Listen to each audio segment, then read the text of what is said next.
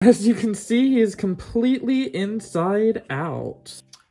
Hey everyone, so Cole here at Kitschy Flower. We are back for another toy restoration. So we are going to be fixing up this 1960s little My Toy zoom in little rubber face plush. I found him a few weeks back in North Carolina when I was doing a little bit of a sourcing trip.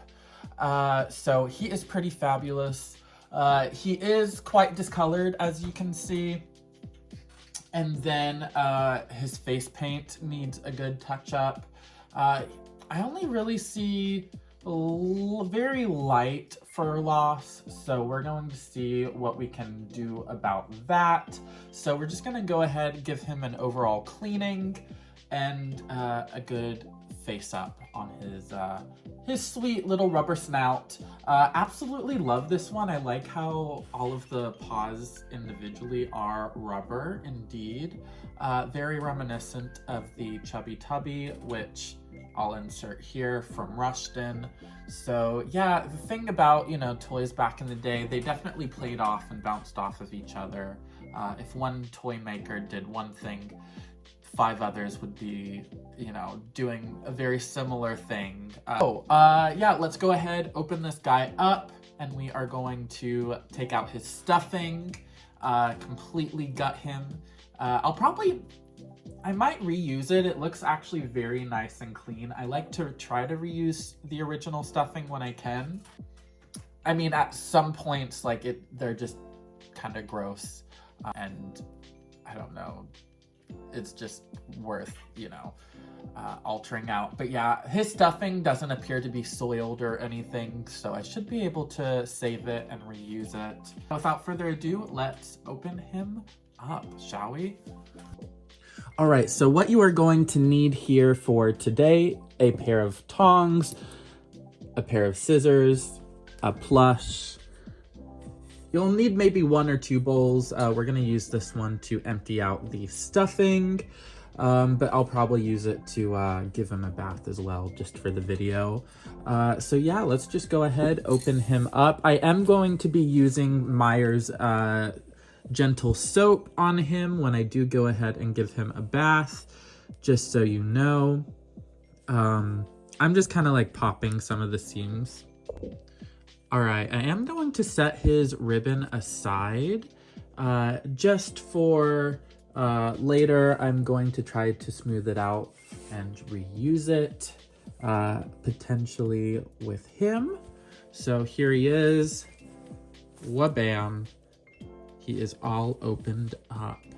All right, so we are just going ahead and getting the stuffing into the bowl. Typically, if you do take it out by hand, I would definitely suggest definitely wearing gloves. And also, it wouldn't hurt to wear a respirator or a mask when doing this part. Really want to be breathing in these fumes. You know, I can't imagine it's too great. You can kind of see they fly everywhere.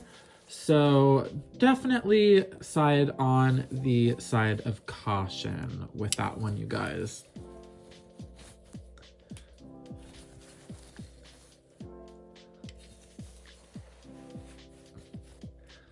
So just completely getting all of his stuffing out. Like I said, his stuffing looks like it's in really good shape. It's nice and bright.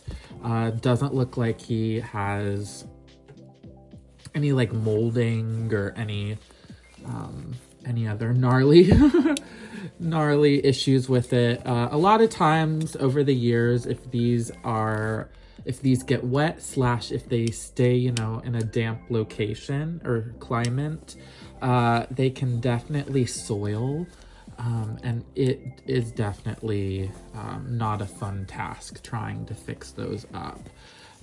Definitely worth it in the end. Those tend to be the ones that like have the most like significant kind of before and after, but this guy looks like he was definitely well loved. Actually, when I did buy him, the owner said that he was talking about the bear with the lady that booth it was out of. And she said she bought it from a lady doing an estate sale, that it used to be hers from her childhood. She had very vivid memories of her just kind of like tossing it around and in and out of the crib. And so I thought that was a pretty fun little backstory when it comes to this guy. It definitely gives that extra personal touch, which I love when it comes to vintage toys. As you can see, it's kind of going everywhere. But yeah, there's something about, you know, restoring something that, you know, somebody loved so near and dear and giving new life to it. It melts my heart up these old guys. All right, and as you can see, he is completely inside out. So all of the stuffing has been removed. All right, bath time. I did end up using some lukewarm water with him. Never really wanting to use hot water with these guys. Sometimes the coloring of the fiber can fade, so didn't really have to worry about him, but just noted. All right, we are back on a different day. So we have completely cleaned and washed this little guy. He came out pretty nice. I forgot to show this on camera, but I did do the watercolor method. But yeah, so because his pink fur was very, very, I don't know, just kind of like non-existent after I gave him a wash, and now he's a little bit more vibrant when it comes to that. So I'm really excited. I'm gonna go ahead and get him stuffed, then we'll do his face, and then he should be good, you guys. So yeah, let's go ahead and finish him up. All right, so we are literally just gonna go ahead and get him stuffed. I am using his original stuffing, like I've said previously. He might need a little extra added stuffing, but we will really just have to see.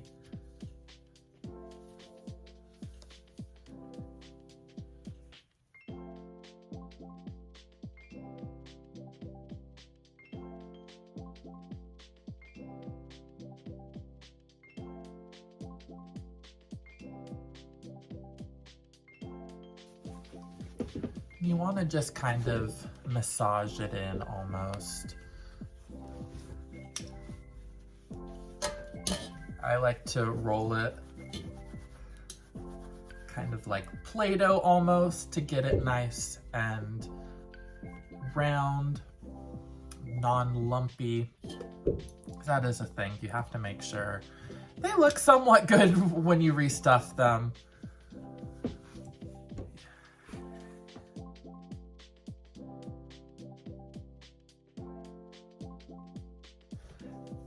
We really just have to stitch him back up and give him a nice little fluffing and face up. So pretty much the hard part, at least I'd say, is done with him.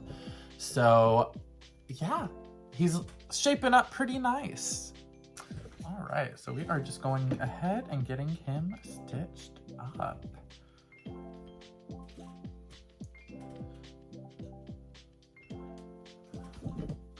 Yeah, I feel like it's so funny. Have had so many like interests growing up, and I feel like I can apply quite a bunch of them to restoration work. Like sewing, for instance. My mom actually taught me how to at a pretty early age. And then really, I'd say in kind of like high school, I really was into kind of DIY clothing, sewing patches on, trying to embroider things, just kind of creating things my own. Again, a lot of times I would buy, I mostly wore vintage, so sometimes I'd pick up pieces that were pretty torn up, but just add a few like brooches or patches or like studs, what have you. And it was a complete new piece. So that is where I learned first to be able to sew, and then I briefly went to fashion school, so that's kind of where I learned about fibers, synthetic and natural, and how to treat them and what have you. I'm very fortunate for that aspect of knowledge, because like I don't think I would have ever learned you know, the difference between like a synthetic poly as opposed to I mean, you know, a mohair or what have you. So, and being able to know how, if you are able to color them or stain them, what have you. So all of my like interests leading up to this point has really been able to help apply to my restoration work, which I definitely say I am proud to be able to know how, some different skills over time. I've always been into fixing things up, I suppose.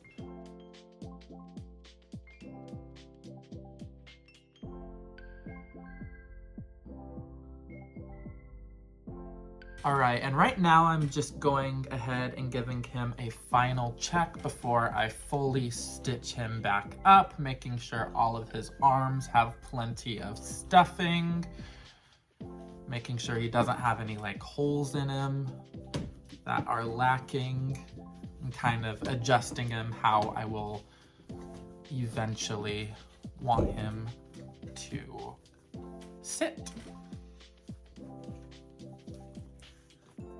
All right, so we're just going to use a boar's hair brush and get him brushed out a little bit. I will note, you want to be on the more careful side, especially when Plush have a little bit of fur loss here and there. I know in a lot of my like reels and shorter form content, it looks like I'm going pretty heavy and brushing, but I just really speed it up, honestly. So I really just am quite gentle and just kind of dust over it. And I go from front to back because you don't want to cause too much friction, because that can also cause the fibers to loosen up more and cause more hair loss / fur loss. But just wanted to add that little note because I am going to probably speed up this process for the sake of editing. So let's get into it.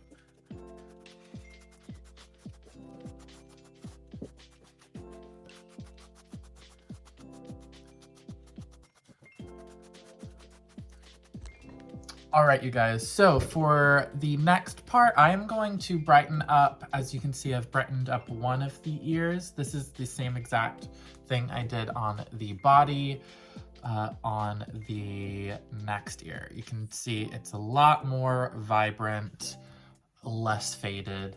So I take, okay, so these are little like hair crayons. So I dip it in a little bit of water. Here, I'll move you guys down so you can see better. All right, so basically dipped it in a little bit of water and just gently going over it. Ever so gentle. You don't really want to like let it sink in too much. You just are wanting to kind of graze the surface layer. And also you don't want it to spread onto the blue, but just a little bit of a touch up, but it makes quite the big difference in my opinion. All right, so now I do just have a cleaning solution, giving his face one really good wipe down before we start the recoloring of his color. All right, so we are on to the face up portion. I am just going to be using some acrylic paint. Granted, I do water it down. All right, so.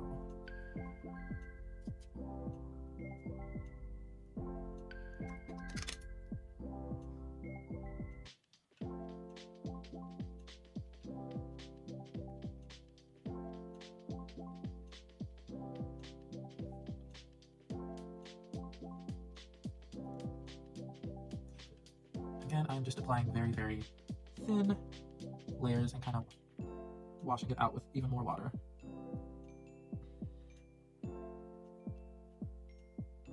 All right.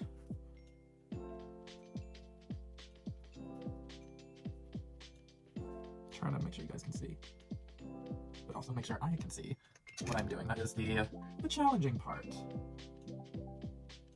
And just so you know, I did end up doing a couple of layers using Mr. Super Clear to build up the pigmentation.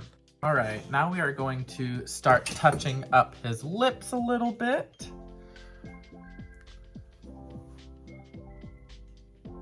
Yay, got a really good color match.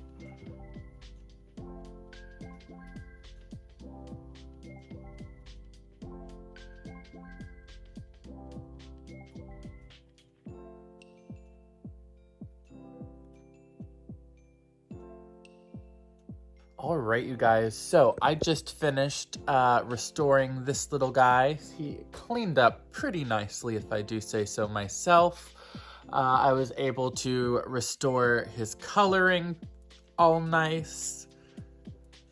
Even some blushing on his paws like it was originally. Yeah, I'm pretty happy. Again, he still has My Toy tag. Gave him his original little ribbon around his neck. So let me know what you guys think in the comments. I'm gonna do a close-up little shot of him, but I will see you guys in the next. Bye.